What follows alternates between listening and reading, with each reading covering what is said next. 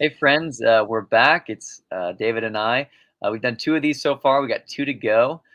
David has been talking to some friends today on launch day for Heirs of Eden, his newest book published by Invite Resources. And we're just having some great conversations about dreams and about creativity and everything that this book is about. So, David, I'm going to pass it over to you, and we'll bring on one of your new friends. Yeah, thanks, man.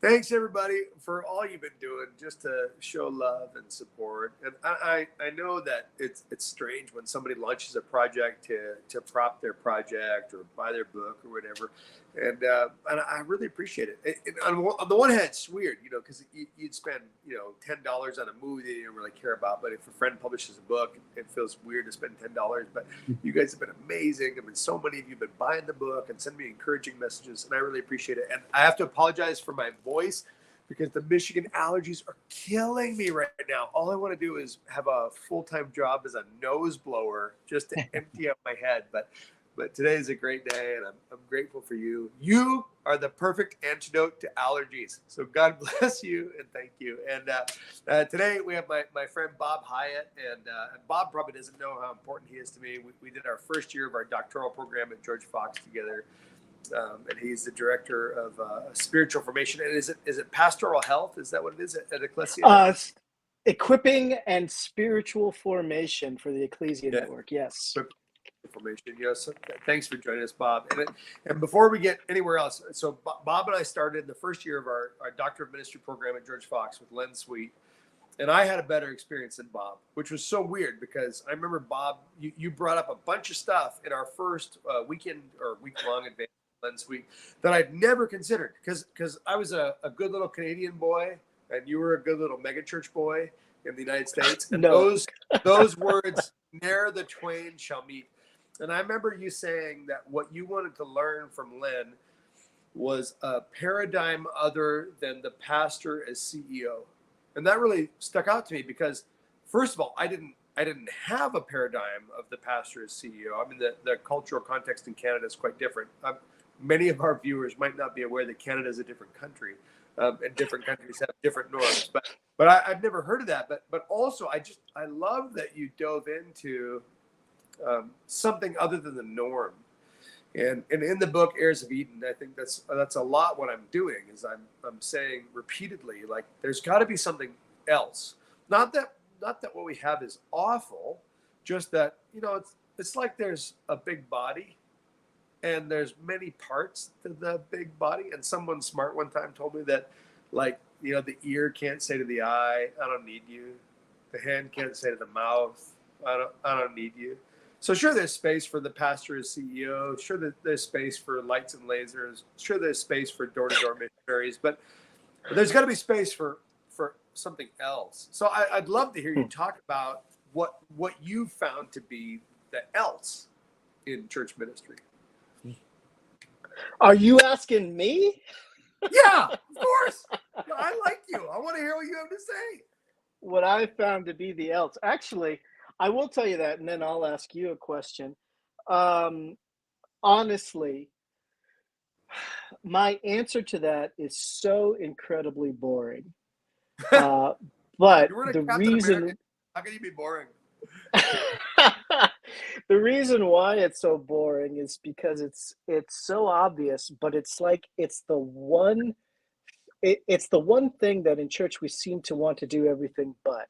Like, if we can find a way to distract ourselves from this one thing that is really central to who we are, but we don't talk a whole lot about it, we'll do it. And that's discipleship. I mean, honestly, it's helping people become followers of Jesus who can help other people become followers of Jesus.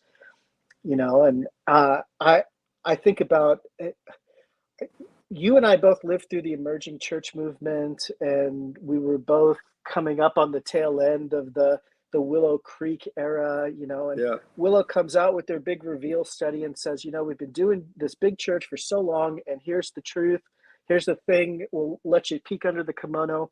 There is no discipleship happening, And it's funny because the movement that started as a reaction to that movement there was still no discipleship happening. Right. You know, they wanted to deconstruct all of that, but they didn't quite know what to put in its place other than just kind of a little bit of weirdness. So honestly, like I say, it's the most boring thing. It's the most basic thing. But I heard Mike Breen say one time, I work with church planners a lot, and Mike Breen said, look, if you plant a church, you may end up making disciples, but if you make disciples, you will have to plant churches, because what are you going to do with all these disciples, you know? Yeah, right. And that was a huge challenge to me in my paradigm of, you know, I'm a church planter, I'm starting a church, I'm helping other people start churches. Oh, wait, that's not what I'm really called to do. So, so I think that's the what else in church life right now. But I think okay. So, but just to play fair, like Mhm. I grew up as charismatic, and the paradigm for charismatic discipleship is like experiential. Yeah. The paradigm for reformed discipleship is cognitive or intellectual. Yeah. And so, like I've never met a church that wanted to do something other than make disciples. It's just that the multiplicity of disciple making methodologies is pretty broad. I mean, like nobody doesn't want to follow Jesus, right? So where do we go wrong? Yeah, well, we go wrong because there's intellectual components, and yes, there's experiential components. Those are necessary, but they're not sufficient. We forget the most important one, which is the relational component. We forget that really what this is about is life on life, and it's very difficult to programatize. It's very difficult to scale it up. You know, it's got to be in these personal relationships, in these smaller settings. Look, everyone who became a Christian because someone else was a Christian and told them about it. It is a huge multi-level marketing scheme from way back. We've all got someone in our upline. Problem is, most of us don't have anybody in our downline. But so I agree with you 1,000%. Like, there's no part of me that disagrees with you. However, I believe that you and I probably have 1,000 similar assumptions that maybe many of the people watching don't have. And so I want to tease out some of those background assumptions, because so like, you know, you've heard it said that your life is the aggregate of the 5 people with whom you spend the most time. If my relationships consist of a bowler who goes to church once a year and considers himself a faithful Christian, but doesn't serve or give or whatever, like, and my next relationship is a guy who's never been married, and he's not really sure what he's attracted to, so he's going to sleep with everybody just till he figures it out, and maybe a college football coach who's driven by dreams of reclaiming his glory days, and all, you know, these 3 guys and maybe a few gals, where they all consider themselves huge Christians. My relationships with those Christians are gonna normalize what the Christian faith looks like for me, and that's probably a little different than what the witness of the First Testament looks like. So so what is there that corrects and adjusts the relational paradigm for discipleship? By the way, welcome to Discipleship 503 and the Master's Degree of Spiritual Formation with Heirs of Eden. But these are fun conversations. What else are we going to talk about? We're going to talk about we can make memes, but these are real. Who else are we going to talk about this with but you? Yeah. Well, I'd say the thing that corrects that is, again, really boring answer, really obvious answer, but it's Jesus.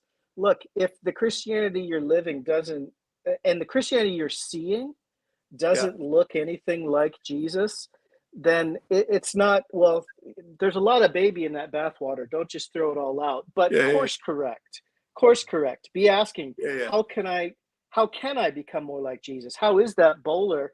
Like, where is he like Jesus? Because he is like Jesus somewhere, if he's connected to Jesus in any way, shape, or form. You know, the Spirit's doing something. But, you know, where might he need, where his growth areas? Where are mine? You know, that kind of thing. But all of this, again, David, the missing element, I think, really is like I say, relationship, and the thing that undergirds that is intentionality.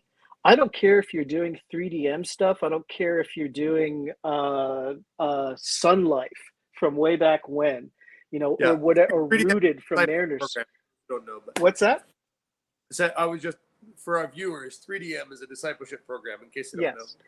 Yes. Yeah. The secret sauce in any of them is intentionality. It almost doesn't matter what the program or paradigm you're using. Right. If you, as an intentional follower of Jesus, are intentional about helping someone who is intentional about trying to learn to be a follower of Jesus, Yeah. so that they can teach others, something good is going to happen, and God's going to do something there. And so when you say what's the missing element, I just tend to think that we're like, well, is it this? Is it the lasers? Is it the fog machines? Is it big church, small church, micro church? Doesn't matter. Yeah. It's any of those with discipleship. Okay, and I'll add to intentionality because I don't want to keep pushing and leading, because I would love to hear your pushback against this, but I think we're probably on the same page. I also think the role of the Holy Spirit has a huge because there's a sense in which we all get myopic. Like we become all in on micro church, we become all in on emerging church, mega church, what missional church, whatever the adjective is before church. But at the end of the day, all of us are going to have the Holy Spirit speaking to us going, hey man, I think maybe you missed it over here. And that doesn't mean that you missed it by 180 degrees. You might have missed it by 1 degree, but it's the Spirit that guides. And I love that imagery, because it's like saying the Spirit, says, hey, we're just over here a bit. We're not going to that door. We're going to this door. We're not going down that way. We're going down this way. And if you're walking through a forest and there's no pathways, you're sort of meandering between the trees. And I think that's what life is like. The Spirit's saying, maybe take these trees. And in the book, Heirs of Eden, I'm really trying to paint the picture that, like, there's no absolute wrong way. There's just an orientation towards the Spirit. Like, God, what are you saying to me? Who are you calling me to become? Yep. Like, it's not like a light switch. I'm good David. I'm bad David. I'm faithful Christian. I'm an apostate. I'm a good teacher. I'm a heretic. No, that's what everybody wants to say on the news or the election cycle. But for Christians, we go, we're always bouncing back and forth with this 1 or 2 degrees of error. And it's the corrective voice of the Holy Ghost that puts back into the flow.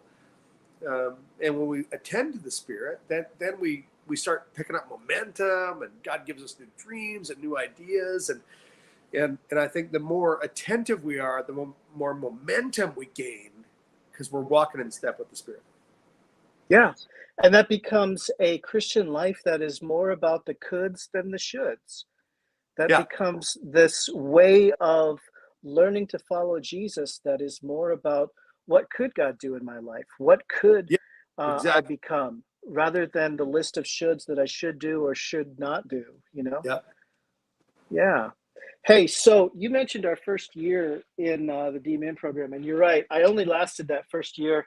I went back later and finished on another track, but part of that was because I was really dumb, and I started a DMin program the same year we had our first child and planted a church, and I'm not sure what I was thinking. Well, you planted a church in a bar and smoked a cigar while you did your sermons. And I got to tell you, I was like, I'm in love with Bob. No. I never smoked a cigar while doing my sermons. That you're thinking of what's his name on TV in LA, Dr. Gene Scott. Okay. As Scout's honor, I could have it wrong. I have a very sharp memory of you telling me that. But I mean, I fabricate memories, so it's possible I'm wrong. Yeah, I was probably telling you about Dr. Gene Scott, who you should look up, by the way. Sometimes I forget. But anyway, that's part of why I didn't last. But here's the other reason, and this will bring us back to your book. You're right. I did plant a church that was meeting in a pub, and in 2004. That there weren't a whole lot of those, right? Yeah. I had walked away from the kind of the more institutional, the large church and the institutional way of doing church. Yeah. And it's not that we were deconstructing, it's more that we were trying to figure out like what does come next.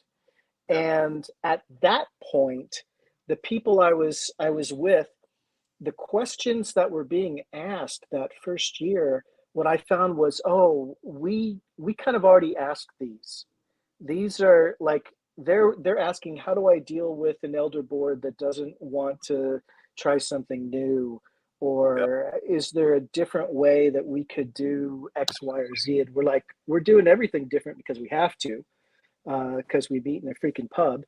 And it just felt like it wasn't scratching where I itch. So here's my question for you, because I think that you actually are one of those guys that doesn't just respond to what's happening now, but actually dreams something new into existence. So I'm wondering, as you've laid out Heirs of Eden, and as you think about like what could it look like, what could it look like? I mean, the church right now, it's a little bit of a crisis moment. I don't know if you realize Sure. this, but between COVID and the Great Resignation and all that kind of stuff, the Yeah. thing I find pastors don't know right now is what comes next. Like they just don't have any idea of where to take things. So I'm wondering, Sure. as you think about it, like where could we take things? What could it look like over the next season? That, that's a great question. Thank you. And honestly, that's so sweet for you to ask, because I remember one of our early conversations when I took over at Westwinds. You were like,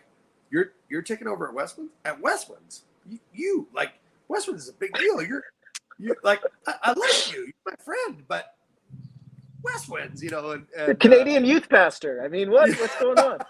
yeah, that's right. Yeah, what are you gonna do with maple syrup and a nuclear reactor? Like that's not fair.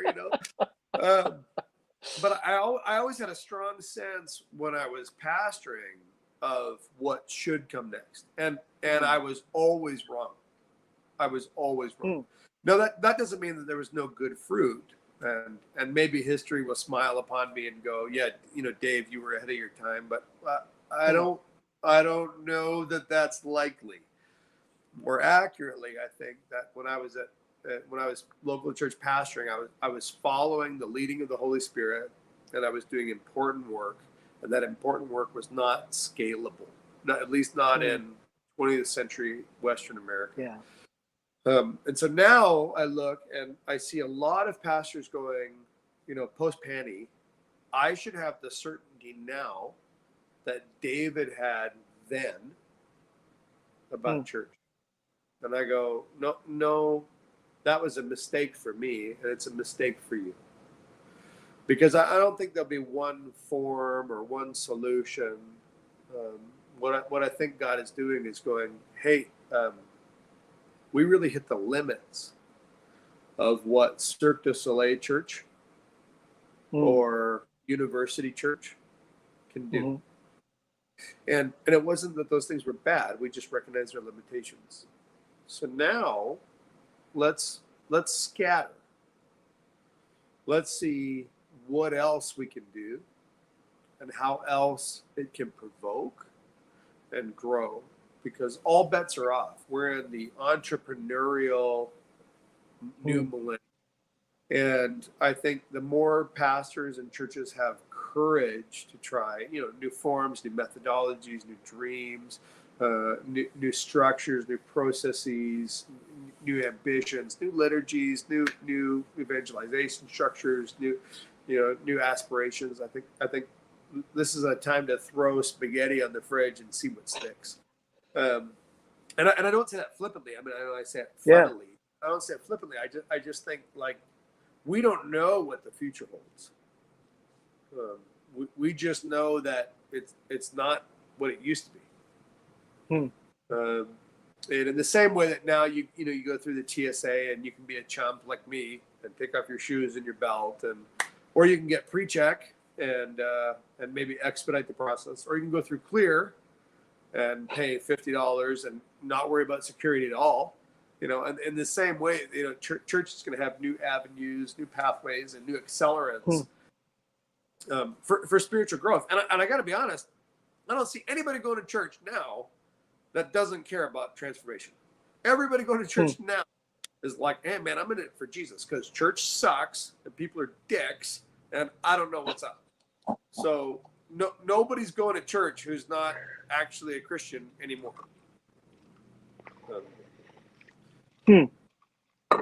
And dicks is a Greek word that means righteous, right? Yeah. Yeah. Sorry, Josiah. I know you boss away. Like I didn't know you were gonna say the things that I would get called in trouble. DK, it's Greek for righteous. Yeah. Yeah, but I mean, what do you think? I mean, am I way out to lunch or am I part way out to lunch? I think just part way, because I think I do see. The funny thing is, I say pastors right now don't know what's coming next. And what I mean by that is it's kind of like the difference between waking up in February, March, April, and waking up in the middle of the summer. February, March, April, you know what you're going to do during the day. You know what the schedule is. You got class at this time. You do this, you do this. It's summer. It's like all bets are off. Anything could happen today. I've got some ideas. Maybe we'll try this. That's kind of where it feels like a lot of leaders are. But it's not that, yes, a lot of people have stepped away, but I know a ton of churches that have grown over the last couple of years, and not just transfer growth, but people that are actually like, yeah, we haven't been to church in a long, long time, or haven't really done this before. But there's something about the uncertainty of life right now. It's just like after 9/11, there was a huge spike in church attendance, and then boom, it dropped off. Well, just the fact that this pandemic is so extended, the same spike is happening, but it's a little bit broader. So I do think there is that opportunity. There are people who aren't Christians. I can think of a couple that are they're there. They're just wondering, they're asking the same question they always have. Is this good? Like not in the sense of entertaining, but I think there's seekers. I just don't think there's as cultural or nominal Christians. Like nobody. Yeah, there's exactly many fewer people in the habit of going to church because church is the thing you do and you hope you like the drum. Like those people are great. Okay. No, you're absolutely right. Yeah, because Josiah's got a timeline and we want to be good about all that. But here's the reason, like, because I respect you, you're a great thinker, and I've always enjoyed our conversations. But it's this particular thing that connects for me to the book. This is why I wanted to talk to you instead of somebody else, and I so appreciate it. The first year I was at Westman's, the church was a mess. It was a rat's nest of nasty relationships and financial crisis, and we had no graphic designer, no communications people, no media team, and I had a background in a lot of that stuff, graphic design. And I remember I really liked your website, and you and I were at some conference, I think maybe San Diego or something, and you gave me the code for your website, and for free. You're like, oh, you like my website? Here you go. Like in 5 minutes at a outdoor tin table with a crummy umbrella. And that was the Westwind's website for a couple of years. But what I loved didn't even realize that.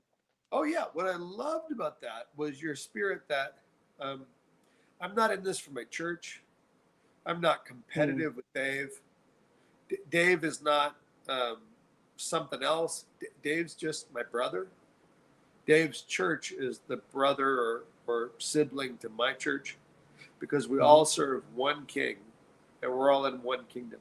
And there was no like theological alignment check.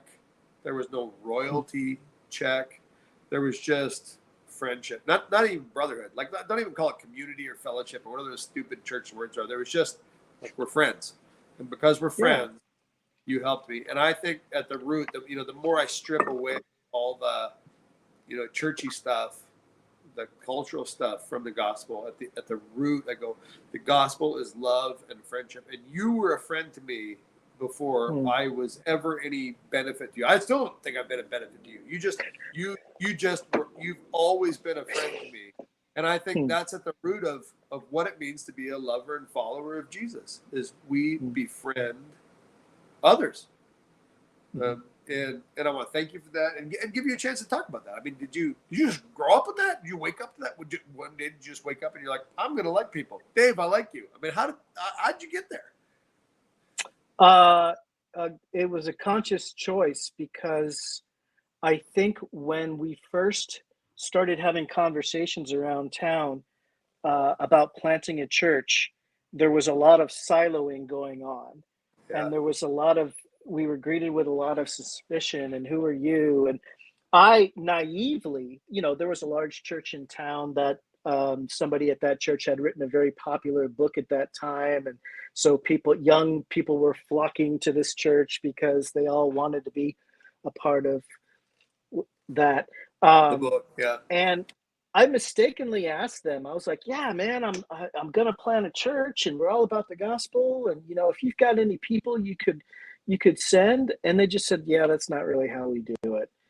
And I was like, "Oh, okay, all right, Yeah. cool. Yeah. Yeah. Well, great. I'll just go over here." So it really felt like, look, there are certain things that you have to live from the outside in. Yeah. And one of those I found is that it is this idea that it is kingdom, not competition. Yeah. Like, honestly, Dave, if I wait until I don't feel any sense of kind of like competition or whatever, I'd never give anything away. And so I, in this instance, I gave things away because I want to lean into that thing of, yes, this is kingdom, not competition. There's no proprietary stuff within the kingdom of God. If God allowed me to make this, I can share it with you. Now, there's some caveats to that. I get that, Yeah. especially talking with your publisher here. Yes, there is intellectual property, and we do want to respect that. But as much as possible, there's that old saw of, it's just one beggar telling another beggar where to get some bread. And it's like, hey man, if I was lucky enough to come across some bread and you need some, I should probably share that with you. That seems like a pretty Jesus-y thing to do. Yeah. So well, man, I just want to thank you. You were such an encouragement to me, and before I knew I needed a model, you modeled what all the next steps were. And before either one of us had gray hair on our beards. I mean, I had gray hair, but a gray beard. I mean, you've always been really good to me, and I hope everybody who loves you knows what a gift they have in you. And I'm really grateful for your friendship. And thanks for thanks. That's very honoring. I appreciate that, man. And hey, best of luck with this book, man. Have your guys send me a copy. I don't have this one yet. I want to. Yeah. Oh, it's pretty. We have to send you the hard copy. It has gold. Oh no, I looked at it online and I was like, that's the first thing I thought is this cover is amazing. Man. I want to see what's inside the cover. Yeah, they did it right, man. Yeah, I'll text you and I'll get your mailing address. I'll send you one. I'll give it to you. All right, man. Love you, brother. Thanks, man. Thanks for doing blessings. That. Take care. All right, no problem. Cheers. Yeah, back to you, Josiah. All right. Well, thanks so much for Bob.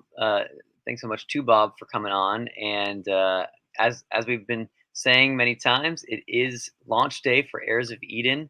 If you haven't gotten your copy yet, you can do that by looking at the description now of this live stream or in the comments. And you can order it on Amazon or Invite Resources. There's the cover that we've been talking about. Like we've said before, it looks even better in person. And the only way to find out is to get yourself a copy. Thanks so much, David. And once again, this is just a great conversation. Canada, you can talk about Canada. You can get it in Canada. Don't you? My family's in Canada. All my earliest friends are in Canada. Don't you know you are going to drown in a vat of maple syrup? Beavers will beat you to death. You will die in a dam. The hockey players will skate over your aorta if you do not. I've always heard that they're very, very nice people. So this is new to me. But yes, I don't want to forget to mention that if you are in Canada, you can get it now on Amazon Canada. Amazon.ca. Yeah. Amazon.ca, and it is available there. And if you already ordered it, especially on Amazon, please go leave a review. It helps a lot. And happy launch day. We'll be back in about an hour with our fourth and final conversation. Thanks so much, everybody. Love you, everybody. Thank you.